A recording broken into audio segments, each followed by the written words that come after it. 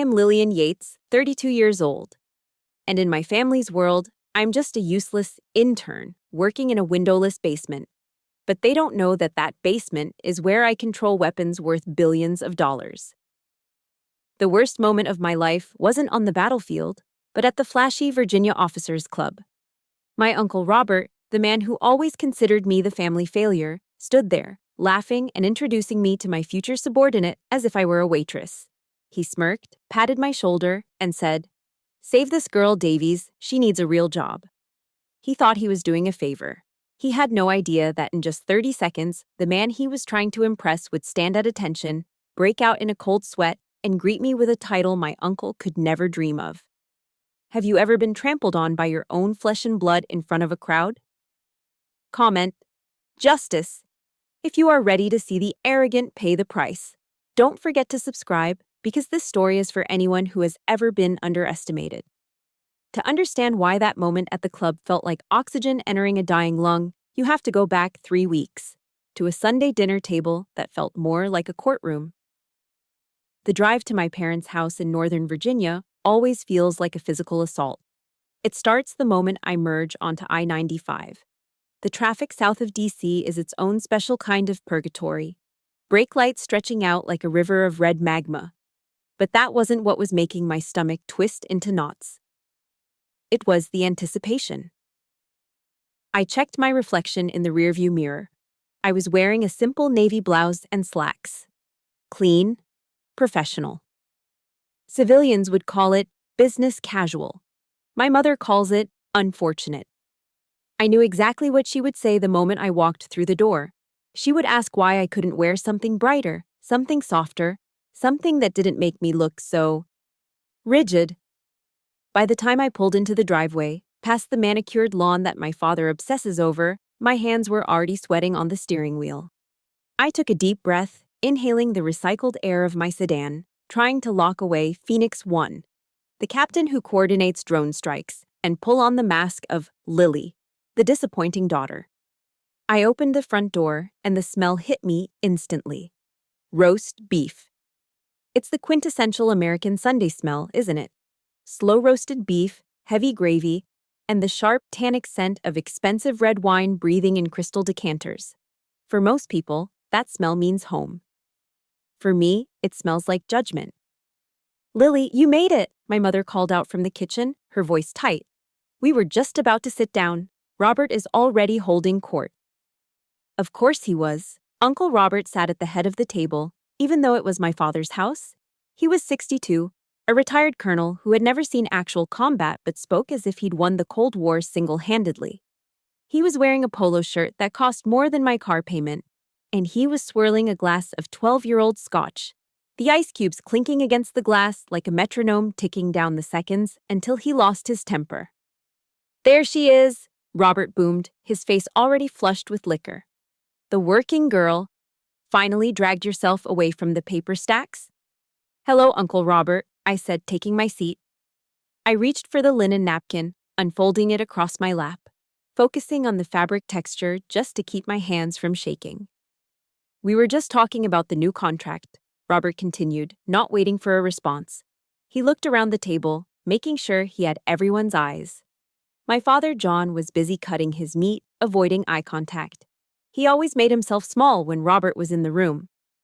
"Desert Hammer," Robert announced, letting the words roll off his tongue like he was tasting the steak. "Big consulting gig. I'm heading up the advisory board. The Pentagon is finally realizing they need old hands on the wheel, not these computer geeks they're hiring straight out of college." My fork paused halfway to my mouth.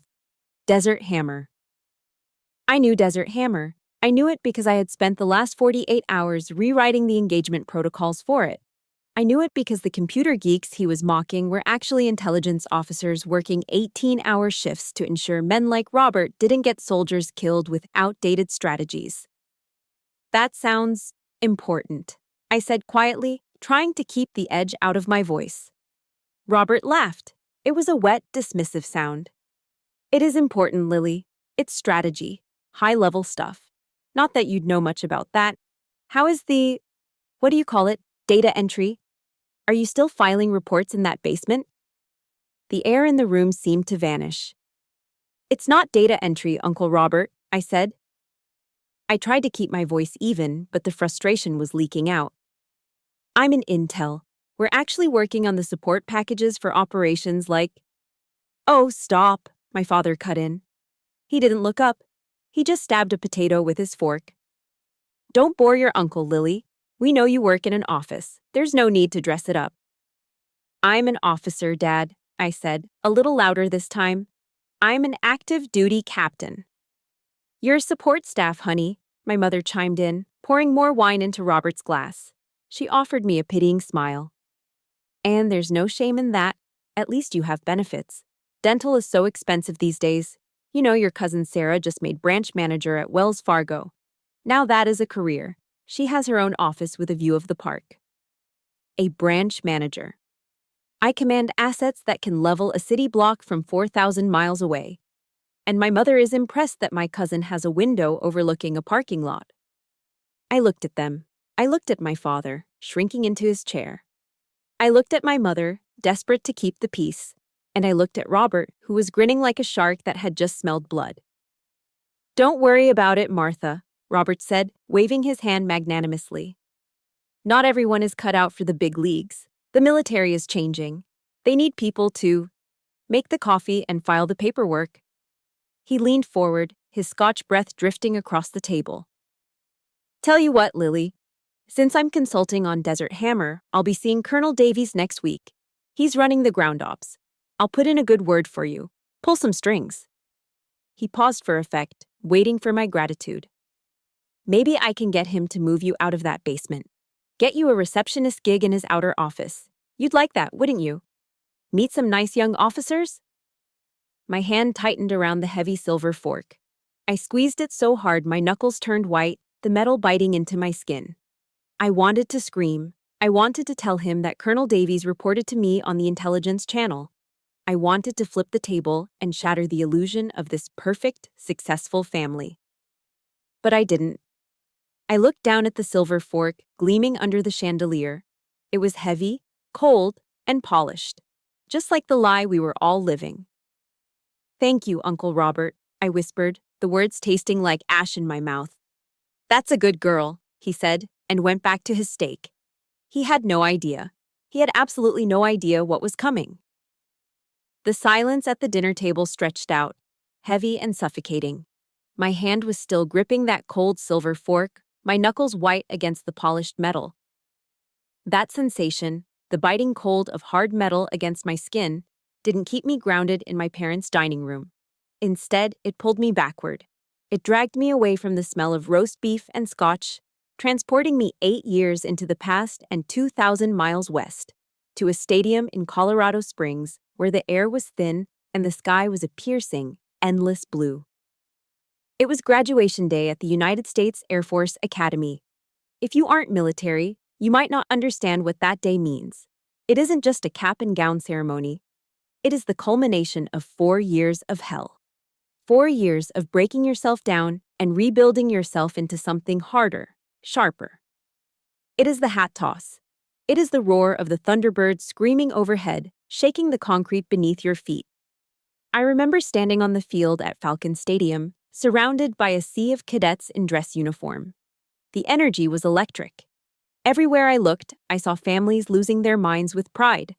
I saw fathers crying openly, mothers holding up homemade signs that said, "We love you, Lieutenant." I saw cadets being engulfed in bear hugs, their new gold bars glinting in the sun. And then there was my family. My parents had flown in the night before. They were sitting in the VIP section, of course, because my father had donated to the Alumni Fund. I remember scanning the crowd, desperate to lock eyes with them, to share that split second of, I did it. When I finally found them, my father was checking his watch. My mother was adjusting her hat, looking bothered by the heat.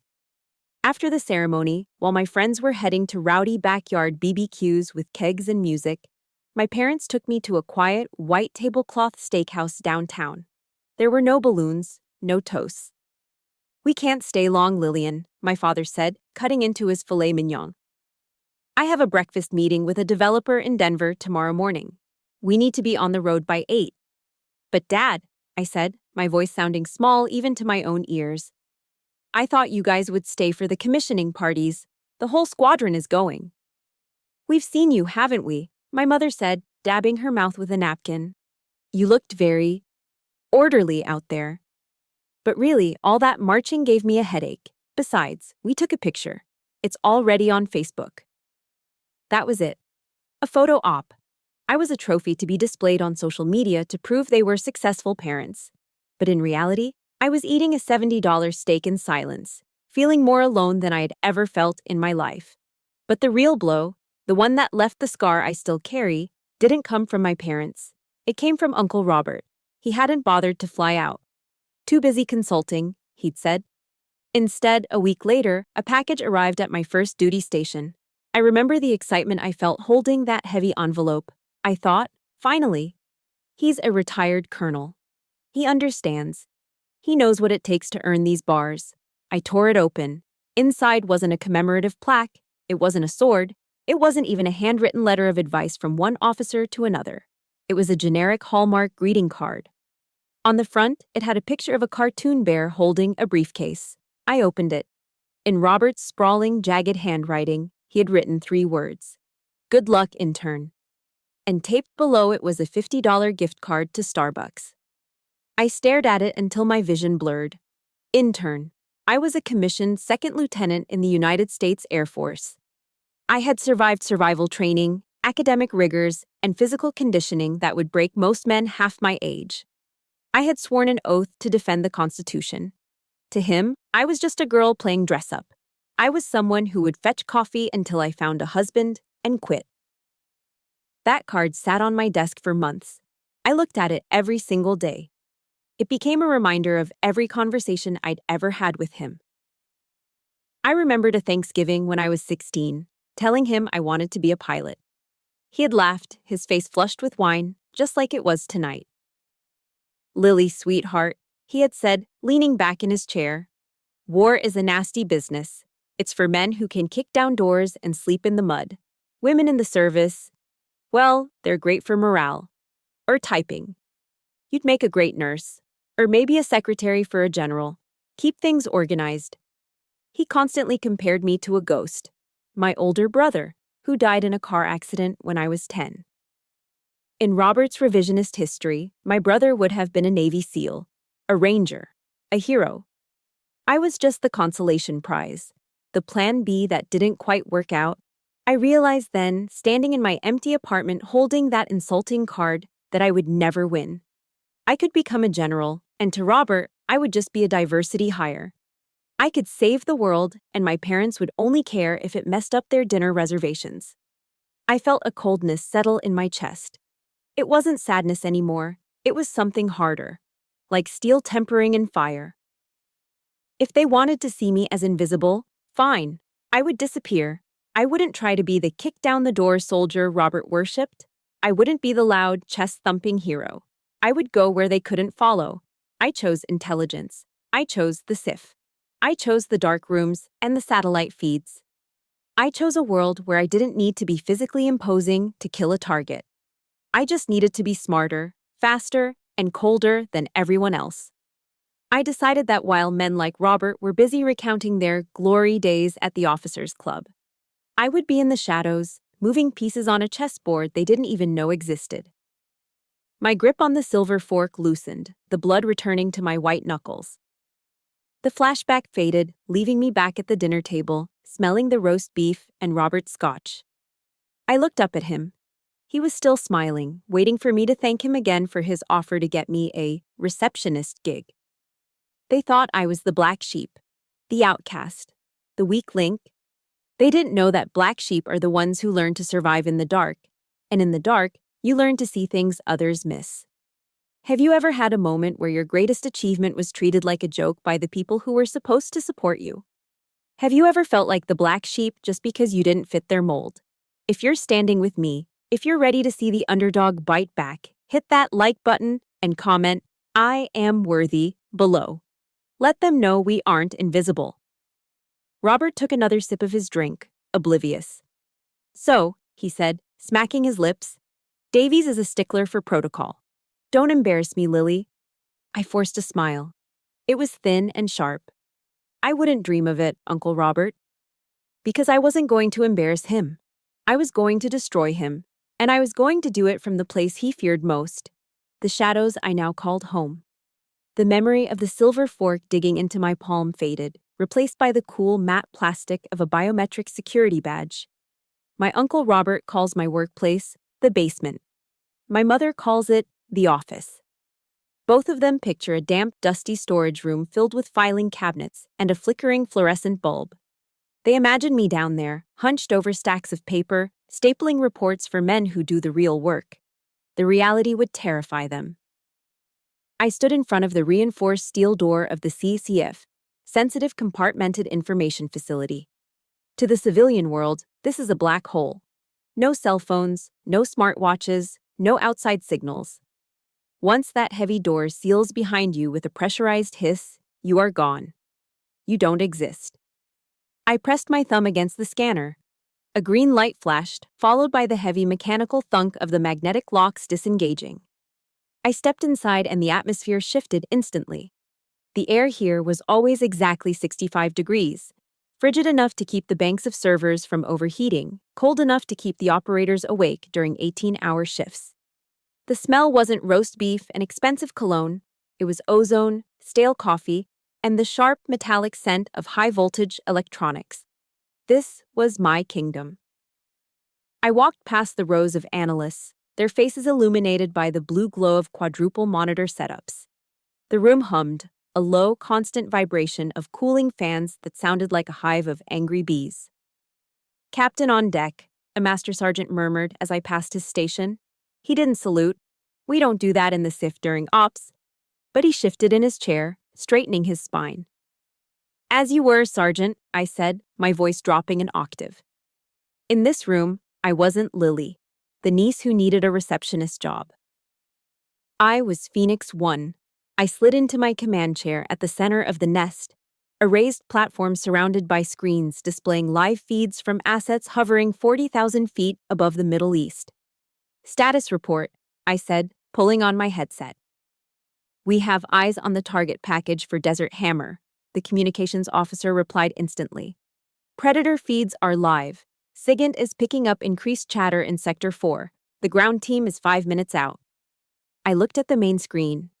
It wasn't a video game. It was a high-resolution thermal feed of a dusty compound halfway around the world.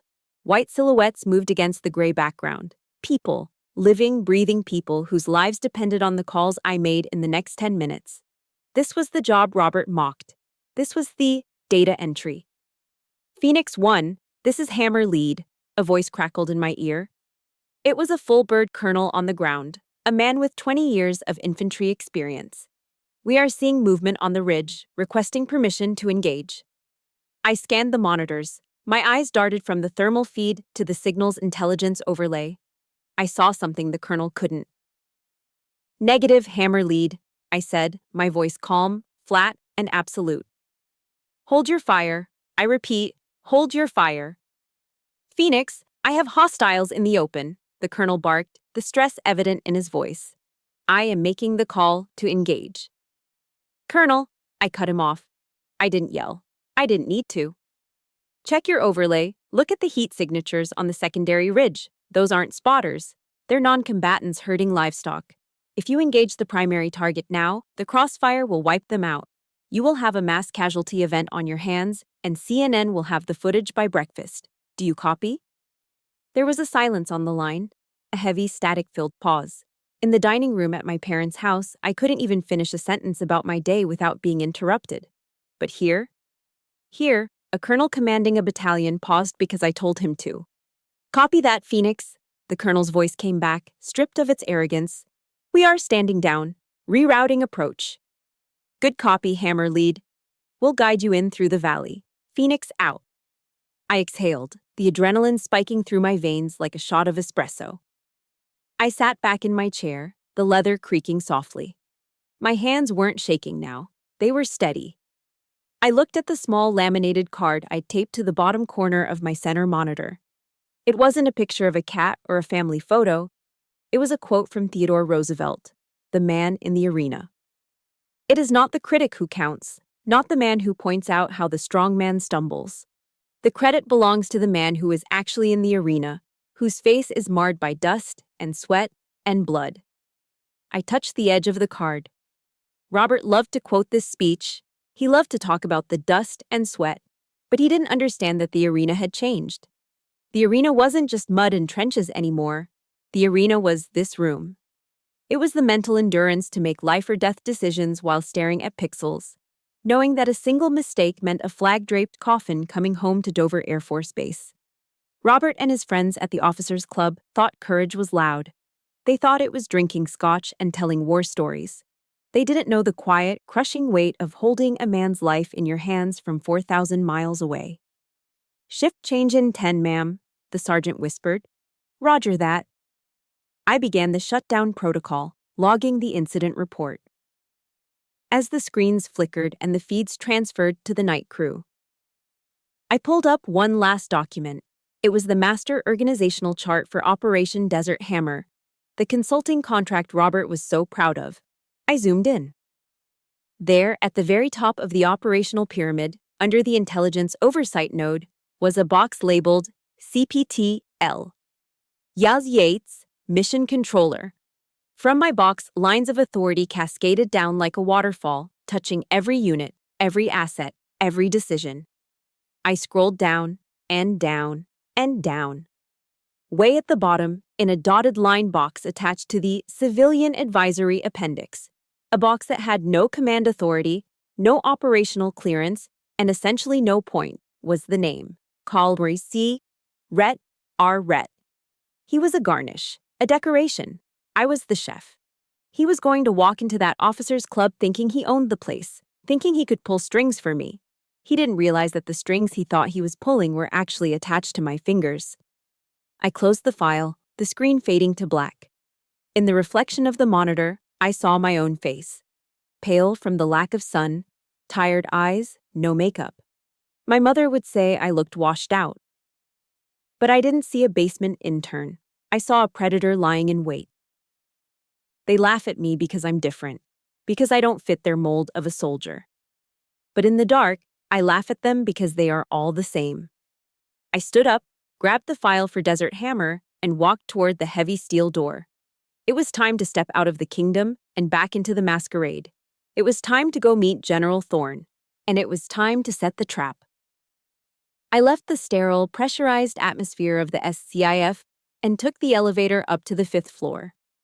The hallway leading to General Thorne's office felt different from the rest of the building. The linoleum floors were replaced by industrial carpet that dampened the sound of footsteps. The air smelled less like ozone and more like old paper, lemon furniture polish, and the faint, comforting aroma of brewing coffee. I knocked on the heavy oak door, one of the few real wood doors in a building made of steel and concrete. "Enter," a deep voice rumbled from inside. I pushed the door open. Major General Marcus Thorne was sitting behind a desk that looked like it had survived 3 wars. At 65, Thorne was a mountain of a man. He was African American, with close-cropped gray hair and a face etched with the kind of deep lines that come from making hard decisions for 40 years. He didn't look up immediately. He was signing a stack of requisition forms with a fountain pen, his movements precise and deliberate. "Captain Yates," he said, capping the pen with a sharp click. He looked up, and his eyes, usually hard as flint, softened around the edges. Or should I say, the woman who just saved my ground team from a PR nightmare. I stood at attention, clutching the Desert Hammer file against my chest. "Just doing the job, General." "At ease, Lily," he said, waving a hand toward the leather chair opposite his desk. "Sit down. You look like you haven't slept since Tuesday." I sat, the leather sighing under me. It was a familiar sound. I had spent more hours in this chair debriefing operations than I had spent at my own kitchen table. Thorne stood up and walked over to the small table in the corner where a battered commercial coffee machine sat. It wasn't an espresso machine. It wasn't fancy. It brewed sludge that tasted like burnt nuts and jet fuel. He poured a cup into a styrofoam container, added 2 packets of sugar, and set it down in front of me. "Drink," he ordered. It wasn't a suggestion. I took the cup. The heat seeped through the white foam, warming my cold fingers. I took a sip. It was terrible, and it was the best thing I had tasted all week. At my parents' house, wine was poured from crystal decanters worth more than my first car. But it was served with conditions. It was served with judgment. Here, this 50-cent cup of vending machine coffee was served with something my father had never given me: respect. I heard the audio logs from The Intercept, Thorne said, leaning back against the edge of his desk, crossing his arms. You made a tough call holding back that strike. Most officers would have let the colonel take the shot. The colonel was looking at the target, I said, tracing the rim of the cup. I was looking at the bigger picture. Dead civilians don't help the mission, sir. Thorne nodded slowly. That's why you're my scalpel, Lily. Other people use sledgehammers. You cut clean. My scalpel. He didn't call me honey.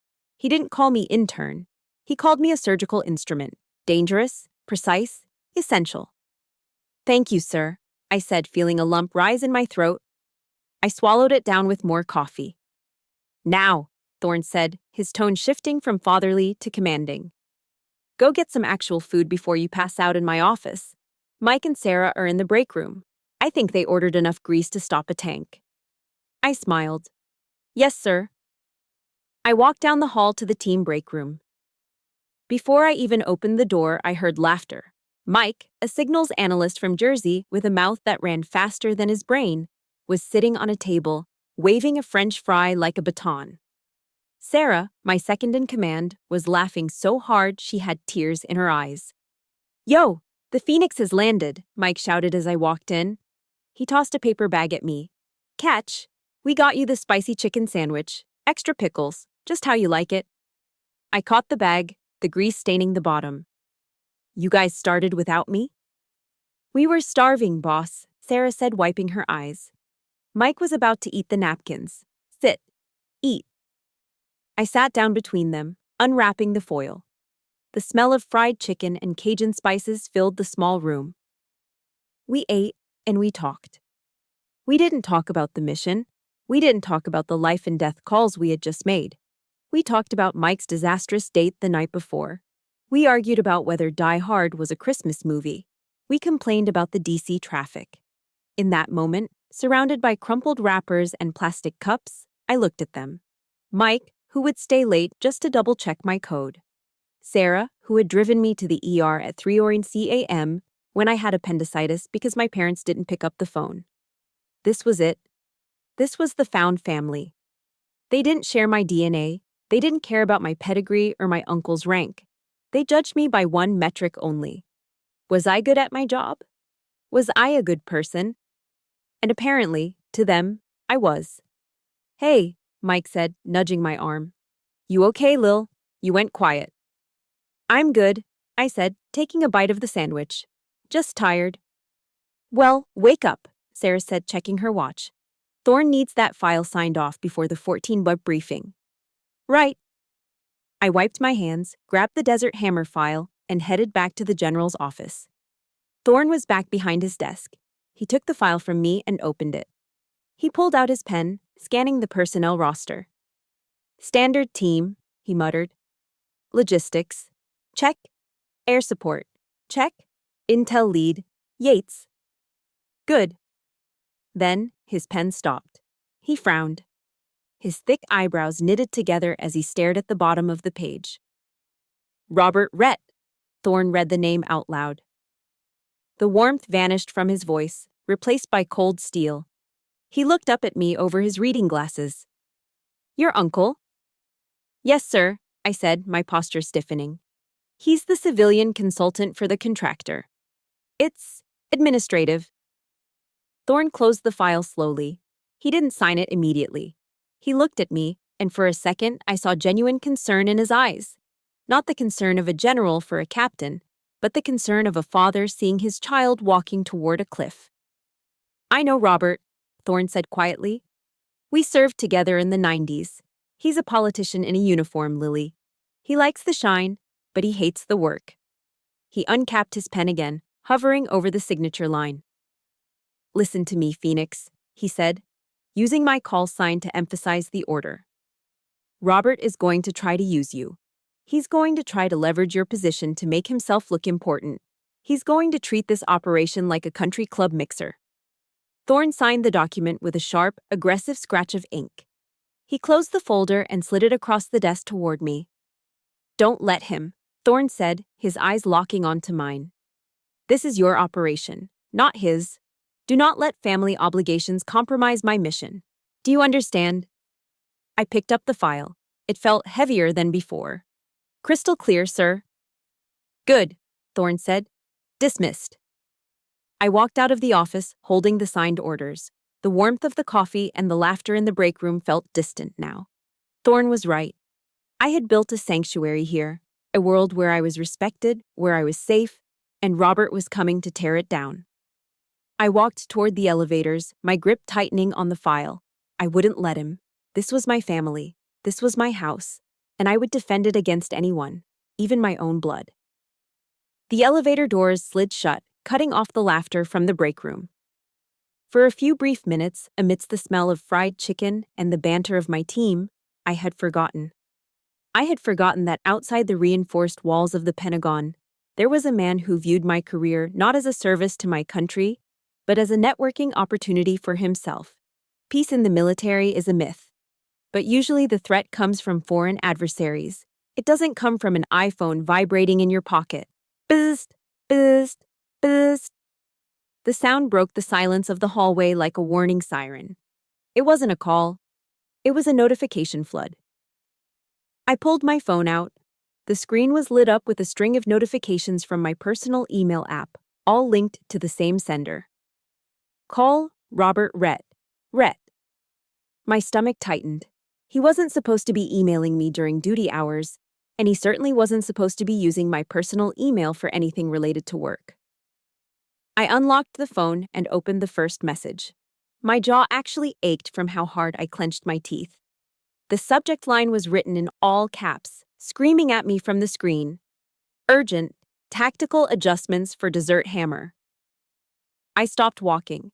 I stood there in the middle of the corridor, staring at the phone. He had sent this to my civilian email, but he had CC'd my official unclassified military address. He had just breached protocol before he'd even finished his first cup of coffee. I opened the email. It was formatted like a manifesto.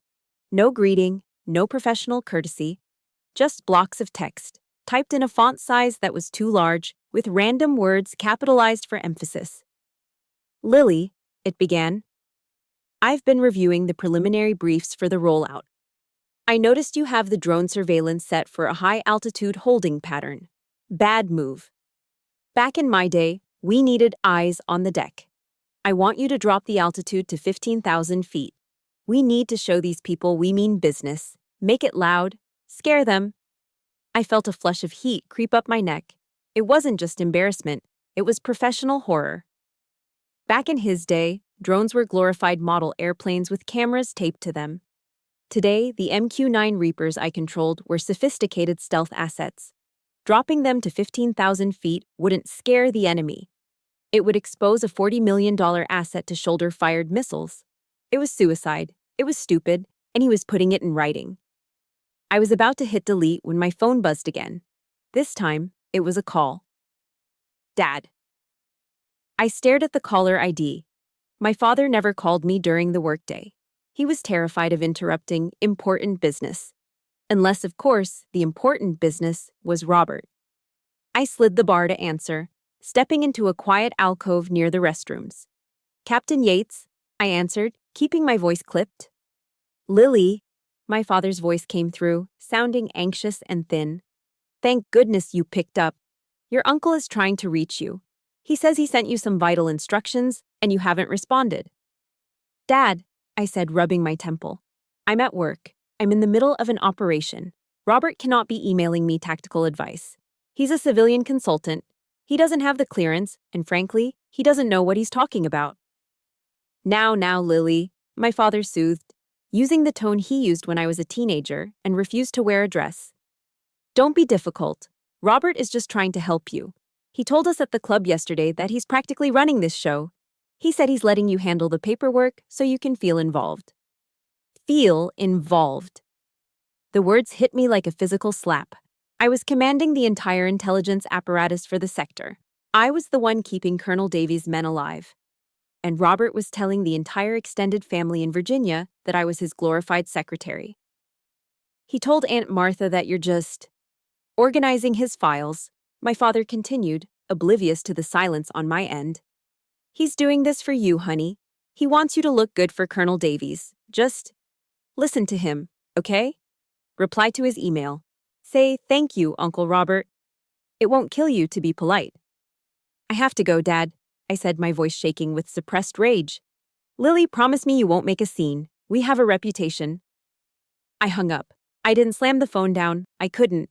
But I pressed the end call button with enough force to crack the screen.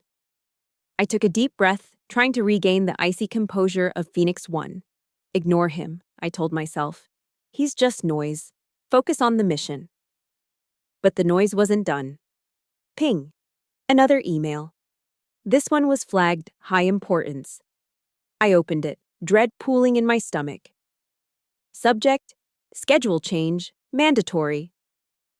Lily, tell Davies I need to move the Friday strategy briefing to Aero 800. I booked a tea time at the Army-Navy Country Club for 1100.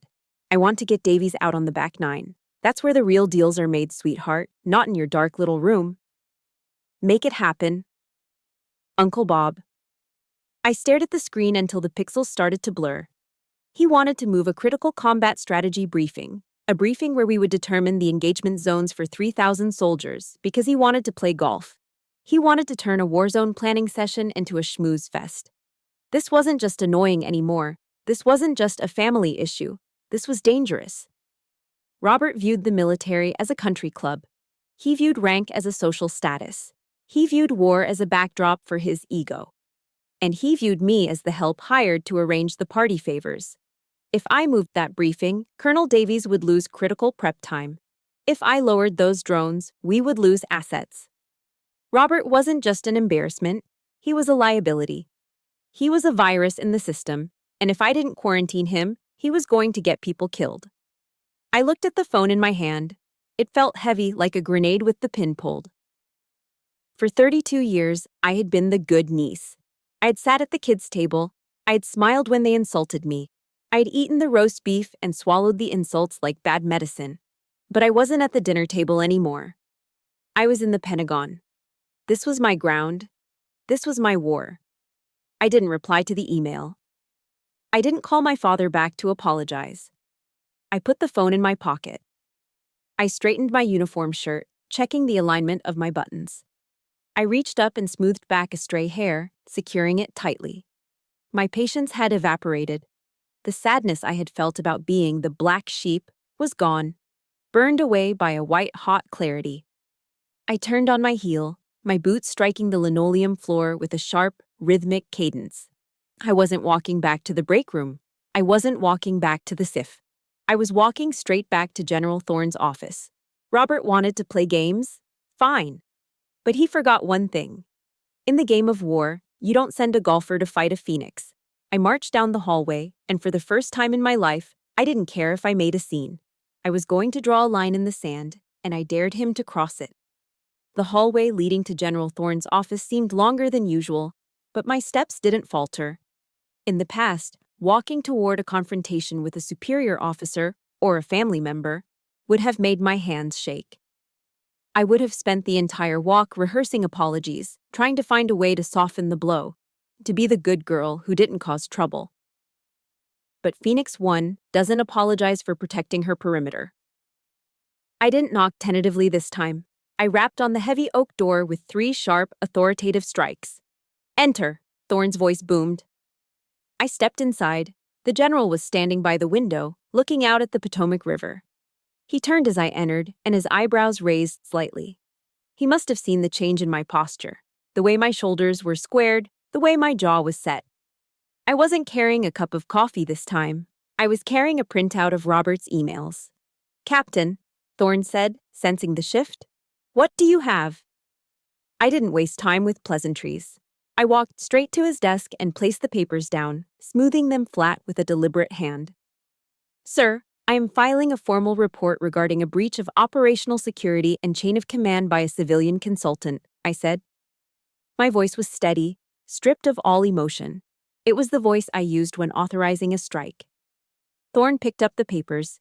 He put on his reading glasses and scanned the first email, the one in all caps demanding I lower the drone altitude.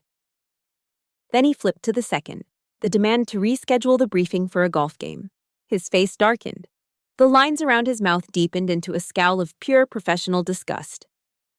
He wants to move the intel briefing, Thorne read aloud, his voice low and dangerous. Because he booked a tea time at Army-Navy? Yes, sir, I replied. And he is attempting to issue tactical orders to active duty assets via unsecure channels. He's treating Operation Desert Hammer as a social event. Thorne tossed the papers back onto the desk.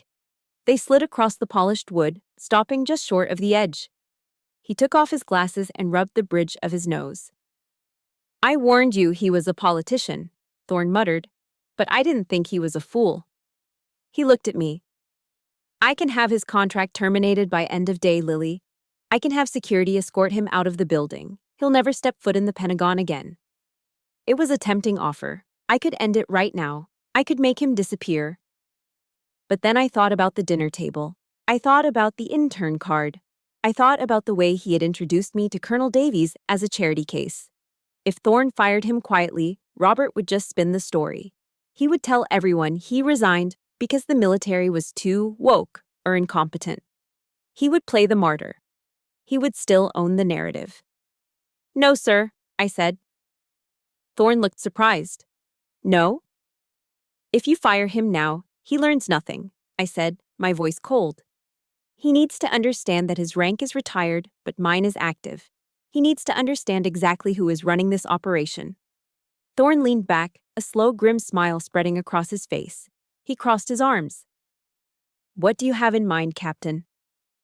The protocol requires a final pre-deployment readiness briefing, I said.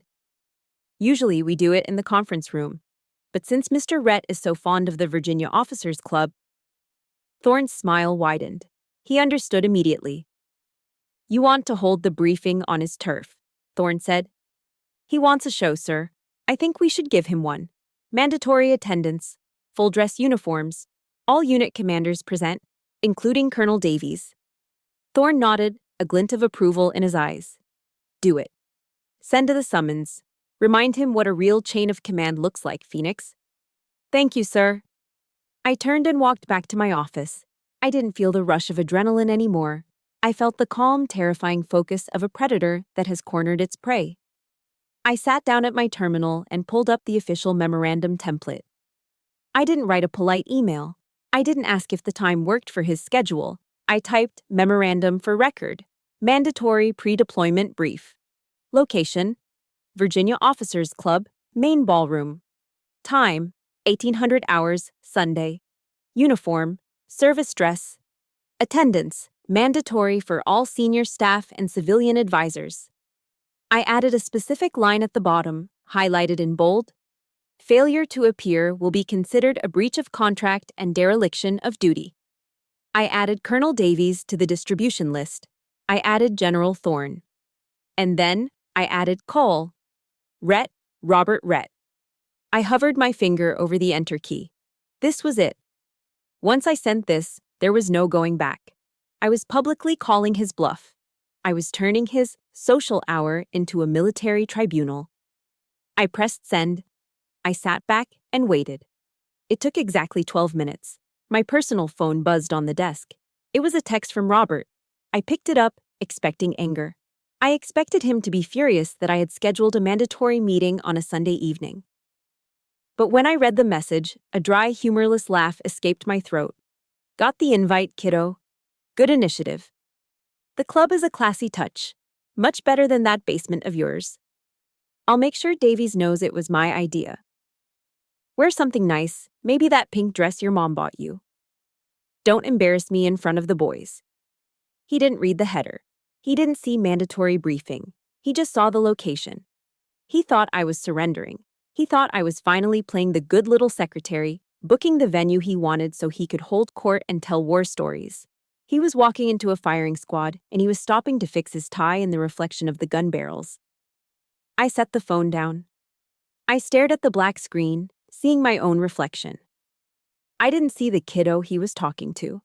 I saw a woman who had spent 10 years sharpening herself into a weapon, waiting for a war that had finally arrived home. A verse from Sunday school drifted up from the recesses of my memory.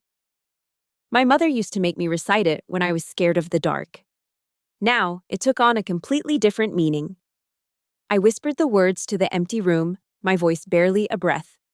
Thou preparest a table before me in the presence of mine enemies. Robert wanted a table, I would give him one, and I would serve him a dish he would choke on. The trap was set. The bait was taken.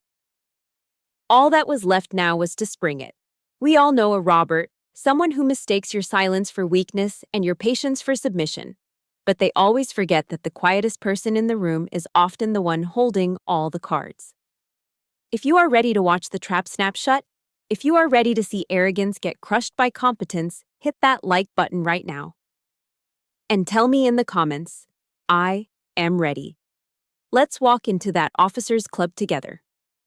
Sunday evening arrived with a heavy, humid stillness that hung over Virginia like a wet blanket.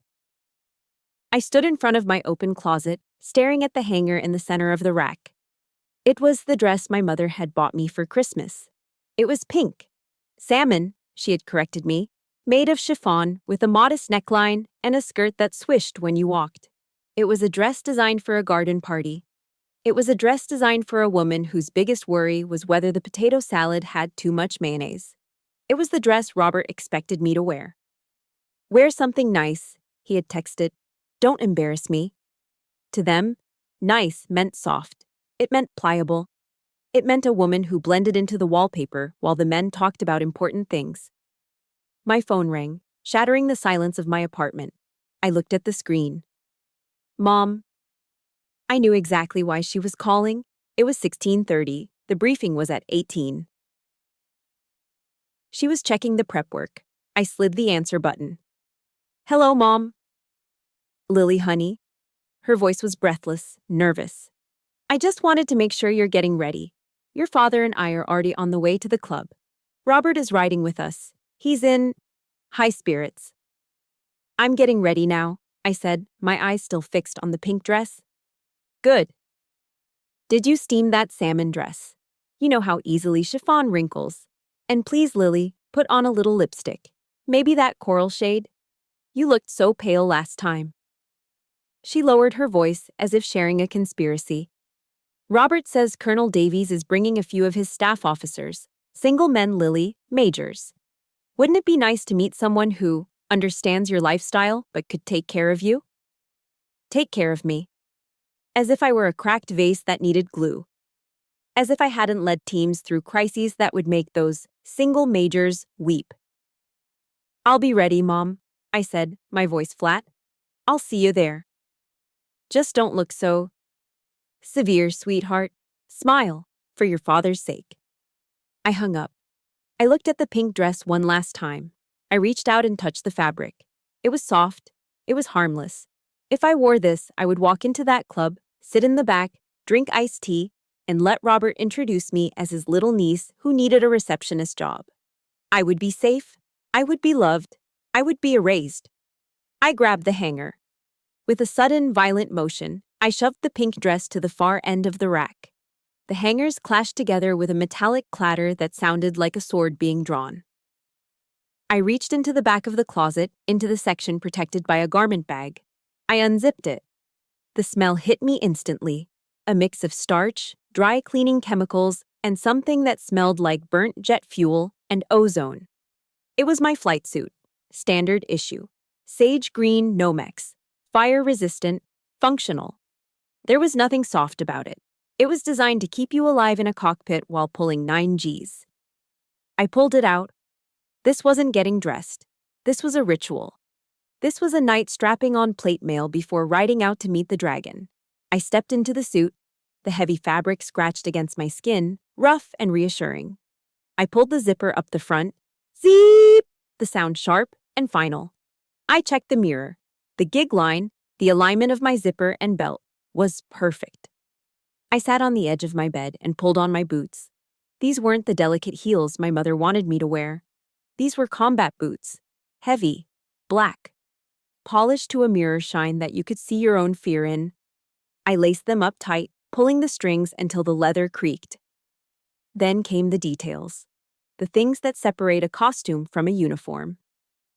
I picked up my rank insignia, 2 silver bars, Captain.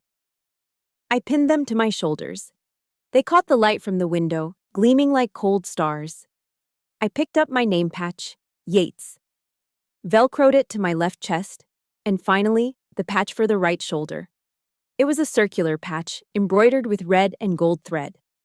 In the center was a mythical bird rising from flames, its wings spread wide in a scream of defiance. Above it, the call sign, Phoenix. I slapped it onto the Velcro. Ripe stick. I looked in the full-length mirror. The pale, hesitant girl who listened to her mother's passive-aggressive advice was gone. The intern was gone. Staring back at me was an officer of the United States Air Force. My hair was pulled back in a tight, severe bun, regulation style. No stray hairs, no softness. My face was scrubbed clean of the coral lipstick. I didn't look nice. I looked dangerous. I walked to my dresser and picked up my sunglasses, classic aviators. I slid them on. I grabbed my car keys and the folder containing the mandatory summons. I walked out of my apartment, my boot heels striking the concrete walkway with a heavy, rhythmic thud. Thud, thud, thud. The drive to the Virginia Officers Club took 40 minutes. I turned off the radio. I didn't want music. I needed the silence. I drove down I-395, merging into the traffic. My hands gripped the steering wheel at 10 and 2. My stomach was doing somersaults. My heart was hammering against my ribs like a trapped bird. I was terrified. Let's be clear, I wasn't afraid of combat. I wasn't afraid of Colonel Davies. I was afraid of him. Robert had been the giant in my life since I was a child. He was the loud voice at Thanksgiving that drowned everyone else out. He was the authority figure who told me I wasn't good enough, wasn't smart enough, wasn't man enough. Going against him felt like breaking a law of physics. It felt unnatural. As I turned onto the tree-lined driveway of the Officers Club, I saw the massive brick building with its white columns and manicured hedges. It looked like a plantation house. It looked like the headquarters of the Old Boys Club. I parked my sedan between a Mercedes and a Lexus. I turned off the engine. The silence rushed back in, deafening. My hands were shaking, just a little. A tremor in the fingers. I closed my eyes. I thought about the Bible story my grandmother used to read to me, not Psalm 23 this time, but the story of the shepherd boy. David didn't wear Saul's armor. It was too heavy. It didn't fit. He went into battle with what he knew, a sling, and 5 smooth stones. I looked down at my flight suit. This was my sling. The truth in that folder, those were my stones. You are not his niece today, I whispered to the rearview mirror, watching my own lips move. You are not John's daughter. You are not Martha's disappointment. I took a deep breath, holding it for 4 seconds, then exhaling for 4. Tactical breathing. You are Phoenix 1, and you are cleared hot to engage. I opened the car door. The humid Virginia air hit me, but I didn't sweat. The Nomex armor held me tight. I stepped out. I slammed the door shut. I adjusted my sunglasses, locked the car, and began the long walk toward the white columns of the entrance. I didn't look down. I didn't look back. I walked straight toward the giant, and I had my stone ready in my hand. The double doors of the Virginia Officers Club were made of solid mahogany, polished to a deep, reddish shine that reflected the golden light of the chandeliers inside. They were heavy. They were designed to keep the world out and the elite in. I pushed them open. The sound hit me first, a wall of noise. The low, rumbling baritone of men laughing, the sharp clink of crystal glasses touching, the soft murmur of jazz playing somewhere in the background. It smelled of expensive cologne, aged leather, and the savory, rich scent of prime rib. I stepped onto the plush crimson carpet. The room was a sea of black tuxedos, navy blue dress uniforms, and sparkling cocktail dresses. It was a kaleidoscope of wealth and status. And then, there was me. I was a smudge of sage green in a pristine painting. The Nomex fabric of my flight suit absorbed the light rather than reflecting it. My combat boots made a dull, heavy thud on the floor, a stark contrast to the clicking of high heels and the shuffle of dress shoes. Heads turned, conversations faltered. I felt the eyes of the room sliding over me, some confused, some amused, some offended. I didn't make eye contact. I kept my gaze locked on the far side of the ballroom where a large group of men were gathered near the open bar. I saw him. Uncle Robert was holding court. He was standing in the center of a circle of officers, one hand in his pocket, the other gesturing expansively with a tumbler of scotch. He was laughing, that loud booming laugh that always signaled he was telling a story where he was the hero. My father stood slightly behind him, nodding enthusiastically at whatever Robert was saying. My mother was there too, wearing her coral dress, looking anxiously at the door. I walked toward them. The crowd seemed to part instinctively, not out of respect, but out of sheer confusion. They didn't know what I was. Was I a pilot who had just ejected? Was I lost? I stopped 3 feet from Robert's circle. And that's when I told the general, Robert was shouting, "If you want the job done right, you send in the heavy hitters." He took a sip of his drink and turned, spotting me. His smile didn't drop. It curdled. His eyes scanned me from my boots to my sunglasses, and his expression shifted from triumph to pure, unadulterated annoyance. "Lily," he said, his voice loud enough to carry over the jazz music. "You made it." He stepped out of the circle, closing the distance between us. He leaned in, his voice dropping to a harsh whisper that smelled of scotch and irritation. "What the hell are you wearing? I told you to dress nice. You look like a mechanic." "I came straight from duty," I said, my voice calm. "Duty?" Robert scoffed. "Sitting in a basement isn't duty, kiddo. It's typing." He sighed, shaking his head theatrically. "Well, you're here now. Try to make yourself useful. My glass is empty and Colonel Davies is thirsty. Go grab a pitcher of water and some refills.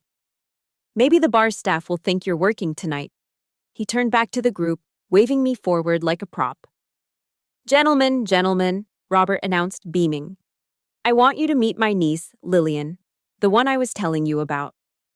The circle of men turned to look at me. Among them was a man I recognized instantly from the dossiers. Colonel James Davies. He was shorter than Robert, with steel gray hair and eyes that looked like they had seen things Robert only read about in books. He was wearing his dress blues, his chest heavy with ribbons. "Lillian," Robert continued, placing a heavy hand on my shoulder, weighing me down. "She's a sweet girl, trying to find her way in the Air Force. I'm trying to get her a position in your outer office, Davies. You know, answering phones, filing reports. She needs a steady hand to guide her." Robert chuckled. "She's a bit of a project, but she means well." The air in the room seemed to freeze. Colonel Davies didn't laugh. He didn't smile. His eyes, which had been politely bored a moment ago, suddenly sharpened. He wasn't looking at my face. He wasn't looking at Robert. He was looking at my right shoulder. Time seemed to slow down. I could hear the individual clink of ice melting in Robert's glass. I could hear the intake of breath from my mother standing 10 feet away. Davies' gaze was locked on the red and gold patch velcroed to my flight suit. The phoenix rising from the flames. Phoenix 1. The color drained from Colonel Davies' face. It happened instantly, like someone had pulled a plug. His tan skin turned a pale waxen gray. His eyes widened, the pupils dilating in genuine shock. And then, recognition.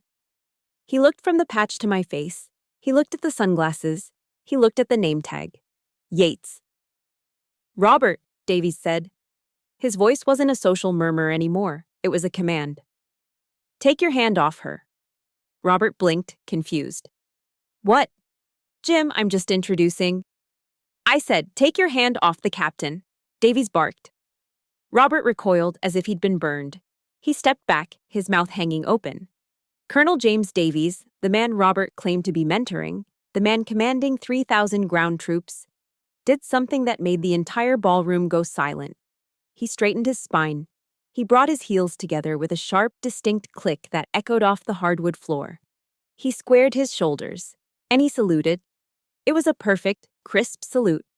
a salute of absolute respect from a subordinate to a superior in the operational chain. "Captain Yates," Davies said, his voice trembling slightly. I didn't realize." The silence in the room was absolute. The jazz band had stopped playing. The clinking of glasses had ceased. Every eye was fixed on us. Robert looked at Davies, then at me, a desperate, confused laugh bubbling in his throat. "Jim, what are you doing? It's just Lily. She's the intern." Davies didn't even look at him. He kept his eyes locked on mine, his hand still held in a salute. "This is Phoenix 1, Davies whispered, the name carrying a weight that crushed the air out of the room. "This is the mission controller for Desert Hammer." I slowly raised my hand and returned the salute. Crisp, sharp, final. "Colonel Davies," I said. My voice was low, but in the silence, it carried like a gunshot. "Drop your hand." He dropped his hand instantly to his side, standing at attention. I took off my sunglasses, folding them slowly. I looked at Robert. He was pale, his mouth opening and closing like a fish out of water. He looked at my father, who was staring at me as if I had just grown wings. I turned my back on Robert. I faced Colonel Davies. "Colonel," I said, my tone professional and cold. "I received a disturbing email regarding the tactical briefing for tomorrow. I was under the impression that the timeline had been altered to accommodate a golf game." Davies flinched. Sweat beaded on his forehead. "Ma'am, I was told by the civilian consultant that you requested the change, that it was an administrative necessity." "I see," I said, letting the words hang in the air. "Let me be clear, Colonel. My assets fly at Zoro 600. Your men step off at OR 6:30. There is no golf game. There is no brunch. There is war. Are your men ready to receive my cover, or do I need to reroute air support to a unit that takes this seriously?" "We are ready, ma'am," Davies shouted, his military training taking over. "My men are prepped. We are waiting on your green light. We move when you say we move." "Good," I said. I turned back to Robert. He was shrinking. Physically, he seemed to be getting smaller. The arrogance, the bluster, the old boy swagger. It had all evaporated, leaving behind a small, frightened old man holding a glass of warm scotch. "Robert," I said. I didn't call him uncle. I didn't call him colonel. Just Robert. "I believe you have my pitcher of water to fetch?" He stared at me. His face turned a deep, blotchy red. He looked around the circle for support, but the other men, the other officers, were looking at him with expressions ranging from pity to disgust. In the military, stolen valor is a sin. But claiming authority over the operator who protects your life, that is unforgivable. He didn't speak. He couldn't. "I didn't think so," I said. I looked at Davies one last time. "I'll see you at 0600 on the secure channel, Colonel. Don't be late." "Yes, ma'am." I turned on my heel. My combat boots pivoted on the expensive carpet. I walked away. Behind me, I heard the sound of a glass slipping from numb fingers and shattering on the floor. But I didn't look back. The phoenix had risen, and the ashes were already cooling. The sound of the glass shattering against the hardwood floor seemed to echo for an eternity. It was a sharp, violent punctuation mark that ended the sentence of Robert's social reign. For a moment, nobody moved. The whiskey soaked into the expensive Persian rug, a spreading dark stain that mirrored the sudden, ugly blemish on Robert's reputation. Robert looked down at the broken glass, then up at Colonel Davies, then around at the circle of men who had been hanging on his every word just 5 minutes ago. His face was a mask of desperate, frantic denial. He let out a laugh, a wet, breathless sound that grated against the absolute silence of the ballroom. "Jim," Robert stammered, spreading his hands in a gesture of forced casualness. "Come on, look at your face. You're taking this too seriously. I was having a little fun with the girl. You know how family is. Just a little ribbing to toughen her up." He looked around the circle, his eyes darting from face to face, begging for an ally. Begging for someone, anyone, to smile and validate him. "Right, gentlemen. It's just a joke. Lily knows I'm joking." "Tell him, Lily." He turned to me, his eyes pleading. For the first time in my life, I saw fear in them. Not physical fear, but the terrified realization of a narcissist who senses the spotlight shifting away. I didn't answer. I didn't even blink. I just stood there, my flight suit stark and imposing against the backdrop of tuxedos, watching him unravel. Colonel Davies took a step forward. He didn't shout. He didn't lose his temper. His voice was quiet, calm, and cut through the air like a razor blade. "A joke," Davies repeated, the word tasting like poison in his mouth. "You think the chain of command is a joke, Robert?" "No, obviously not, but—" "You didn't introduce her as my commanding officer," Davies continued, his voice rising just enough to carry to the onlookers gathering nearby. "You didn't introduce her as a captain in the United States Air Force. You introduced her as an intern." Davies pointed a finger at Robert's chest. It wasn't a physical touch, but Robert flinched as if he'd been struck. "You stood there," Davies said, "drinking your scotch, and you knowingly humiliated a superior officer in front of her subordinates. In the active corps, we call that conduct unbecoming. We call that disrespecting the uniform. And frankly, Robert, it turns my stomach." The words hung in the air. Conduct unbecoming. In the civilian world, insults are just words. In the military culture that permeated this club, that phrase was a death sentence. It meant you lacked honor. It meant you were no longer one of us. I watched the reaction ripple through the room. The officers standing near Robert, men he played golf with, men he drank with, men he bragged to, began to move. They didn't make a scene. They didn't yell. They simply stepped away. A major checked his watch and turned his back. A lieutenant colonel took his wife's elbow and guided her toward the other side of the room. A group of contractors who had been eager to shake Robert's hand a moment ago suddenly found the architecture of the ceiling fascinating. It was a social freezing out, cold, brutal, efficient. Robert stood alone in the center of the circle, the invisible walls closing in on him. He looked at my father. "John," Robert said, his voice cracking, Tell them I helped her." My father, John Yates, the man who had spent 60 years hiding in his brother's shadow, looked at Robert. Then he looked at me. He looked at the phoenix patch on my shoulder. He looked at the way Colonel Davies, a man he feared and respected, was standing at attention for his daughter. For the first time in my life, my father didn't rush to fix it. He didn't apologize for me. He looked down at his shoes, took a sip of his wine, and turned away. Robert was abandoned. He looked back at me. "Lily." This was the moment I'd rehearsed in my head 1,000 times since I was 16. I could yell at him. I could list every insult, every birthday he missed, every time he made me feel small. I could scream about the intern card. I could demand an apology. But as I looked at him, sweating, red-faced, smelling of stale liquor and desperation, I realized something. He wasn't a monster. He was just a sad, small man who had to stand on others to feel tall. And screaming at him would only drag me down to his level. A phoenix doesn't fight a worm. It just flies. I didn't say a word.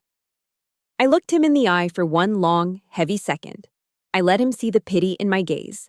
I let him see that his opinion no longer held any currency in my world. Then I turned my head to Colonel Davies. "We have a lot of work to do, Colonel," I said. "Get your rest." "Yes, ma'am," Davies replied. I turned around. I began to walk toward the double doors. The room was still crowded. There were over 200 people in the ballroom. Usually navigating a crowd like that requires weaving, dodging, and saying, "Excuse me," a dozen times. But not tonight.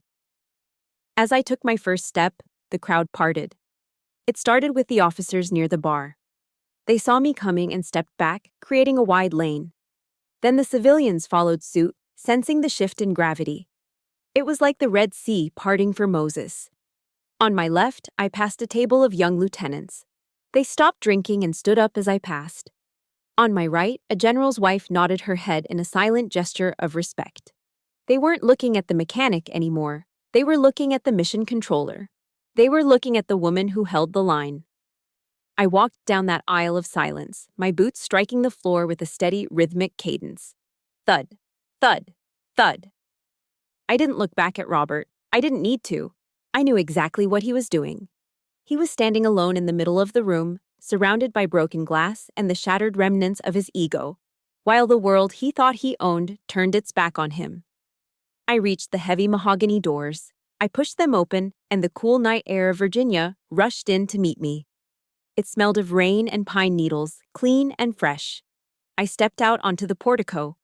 The heavy doors swung shut behind me, sealing the noise, the judgment, and the toxicity inside. I took a deep breath, filling my lungs with the oxygen of freedom. My hands weren't shaking anymore. The knot in my stomach was gone. I walked to my car, the gravel crunching under my boots. I looked up at the night sky. Somewhere up there, thousands of miles away, my birds were flying. And in 6 hours, I would be guiding them.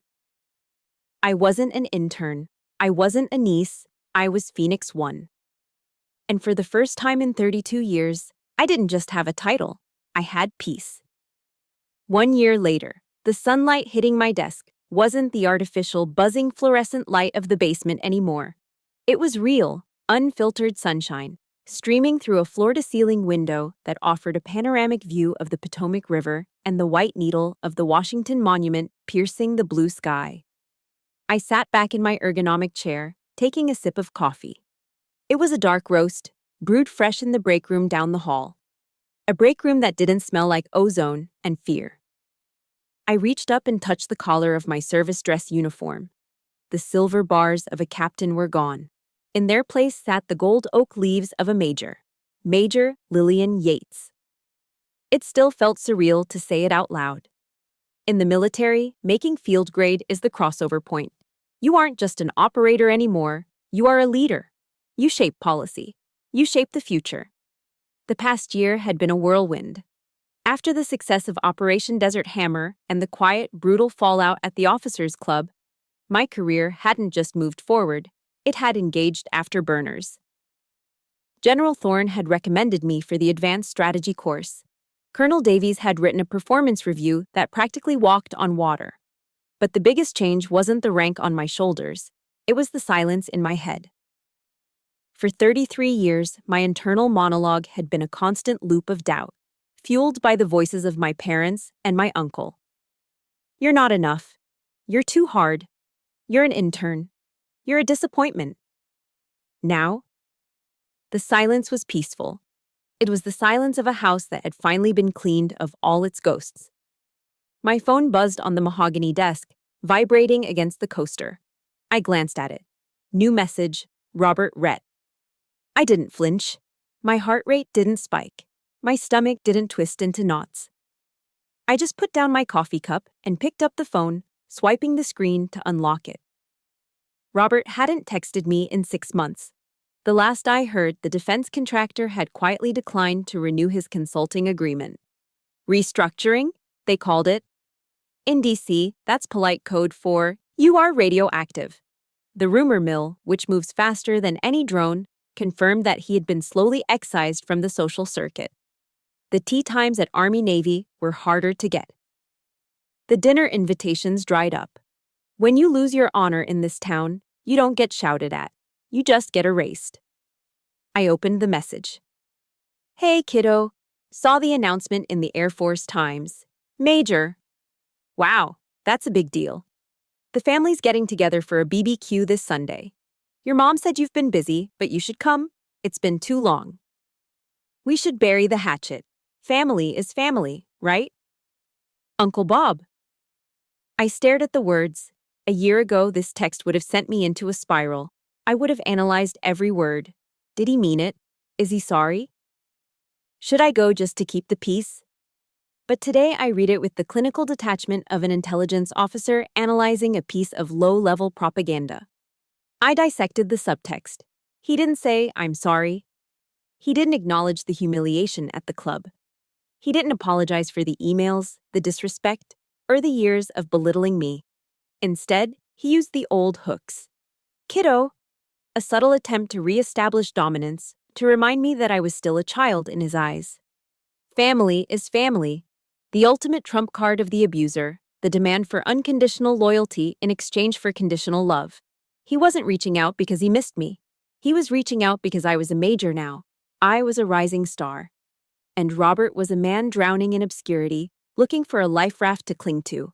He wanted to stand next to me at a BBQ so he could tell his dwindling circle of friends, "See? I taught her everything she knows."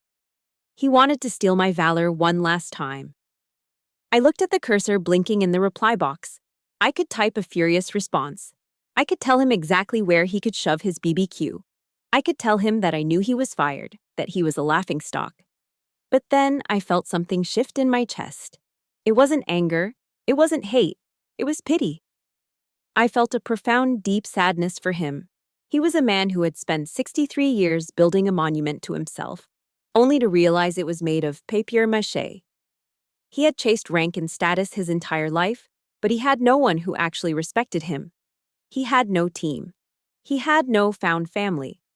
He just had an empty calendar and a phone that didn't ring. He was small, and he was getting smaller every day in the rearview mirror of my life. Fighting him wasn't necessary anymore.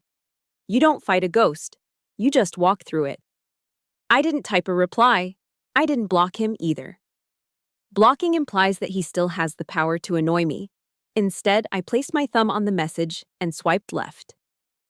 A gray box appeared with the word archive. I tapped it. The message disappeared from my inbox, filed away into the digital ether, out of sight, out of mind, stored in the deep freeze of history where it belonged. I put the phone face down on the desk. "Major Yates?" I looked up. Sarah, now Captain Sarah Miller, was standing in my doorway. She was holding a tablet and grinning. "The team is heading to the mess hall. Mike says if you don't come, he's going to tell everyone about the time you tried to karaoke Bohemian Rhapsody." I laughed. It was a real, full laugh that came from my belly. "He wouldn't dare," I said, standing up and grabbing my cover hat. "Try him," Sarah challenged. "He's feeling brave today." I walked around the desk, the heels of my polished shoes clicking on the floor. I looked at Sarah, at her bright eyes and genuine smile. I thought about General Thorne, who had sent me a bottle of good scotch, real scotch, when I pinned on Major. This was it. This was the table that had been prepared for me. Not the one Robert wanted to set, but the one I had built myself, plank by plank, victory by victory. "Let's go," I said. "I'm starving." I walked out of the office, leaving the phone on the desk. I didn't look back at the view of the monument. I didn't look back at the archived message. I stepped into the hallway with my team, my family. The phoenix had risen from the ashes, strong and golden. And as I looked down the long corridor toward the future, I realized the most important truth of all. The sky is infinite. And it has absolutely no room for the people who try to hold you down. Thank you for walking this path with me. I shared my story not just to expose Robert, but to remind you that your value isn't defined by someone else's inability to see it. If you are still in your own basement right now, keep working. Your moment is coming. If this story gave you hope, please hit that like button and subscribe to the channel. It helps us share more voices that need to be heard. And I want to hear from you. Have you ever had to cut ties with a family member to save your own peace? Tell me your story in the comments. I'll be reading them. Stay strong.